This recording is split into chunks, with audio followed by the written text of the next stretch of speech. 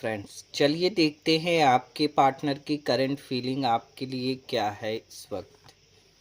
Wow, I love to hear your voice. उनका कहना है कि वो आपकी आवाज़ सुनना बहुत पसंद करते हैं और बहुत मिस करते हैं अगर आप दोनों के बीच नोक झोंक हो जाती है और बात होना बंद हो जाती है। और चलिए देखते हैं वो दिल से क्या कहते हैं आपको और क्या चाहते हैं। वाह, उनका कहना है you are my super hero. वो आपको अपने सुपर हीरो की तरह देखते हैं और प्यार करते हैं, बेइंतहा प्यार है, बहुत ही ज़्यादा और बहुत ही गहरा प्यार है।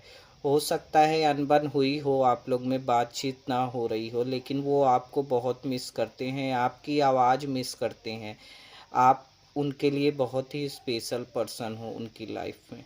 Thank you so much guys.